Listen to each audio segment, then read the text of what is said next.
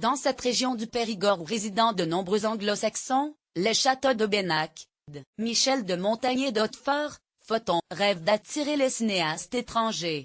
Château d'Hautefort, célèbre pour avoir accueilli les tournages de Ridley Scott avec Les Duellistes, 1977, et la comédie romantique Cendrillon avec Drew Barrymore et Angelica Houston, 1998, la Dordogne met en ordre de marche pour attirer de nouveaux les cinéastes étrangers. Au Salon des lieux d'un tournage qui s'est tenu en début de semaine à la Villette au nord de Paris, les châteaux régnaient en majesté.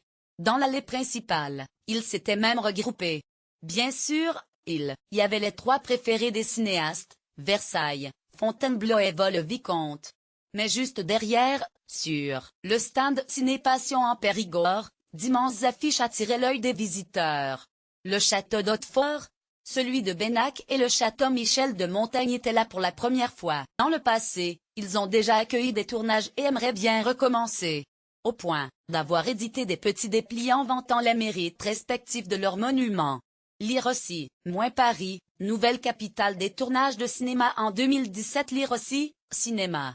La France, nouvelle terre de tournage au Bennac, château fort du XIIe siècle dressé sur un vertigineux piton de rocher à 10 minutes de Sarlat. Bureau d'accueil des tournages de la Dordogne Bennac, château fort du XIIe siècle dressé sur un vertigineux piton de rocher à 10 minutes de Sarlat est bien connu des fans des visiteurs 1 et 2. Ses cuisines médiévales sont celles de Godefroy de Montmirail, Jean Reynaud. Cendrillon avec Drew Barrymore et Angelica Houston, sorti au cinéma en 1998, attire encore quelques fans américains en goguette à Hautefort. Un joyau classique du XVIIe et XVIIIe siècle avec des jardins à la française. Mais, c'est l'amour de Louis XIV d'Albert Serra, sorti en 2016, avec Jean-Pierre Léaud qui draine le plus les foules, 20 000 visiteurs depuis 2 ans. Nous avons conservé les décors, et les montrons au public. Cela marche très bien, raconte Marie Maître-Pierre, directrice du château. Lire aussi, les nouveaux seigneurs des châteaux forts. Ces 3 châteaux déjà ouverts au public veulent attirer de nouveaux les cinéastes, c'est bien sûr pour des raisons économiques, mais aussi de visibilité internationale. Autour du château du philosophe Montaigne, par exemple, il y a 20 hectares de vignes. En 2017, 87% de la production a été perdue à cause du gel, témoigne le directeur général du château, Benoît Sébastien.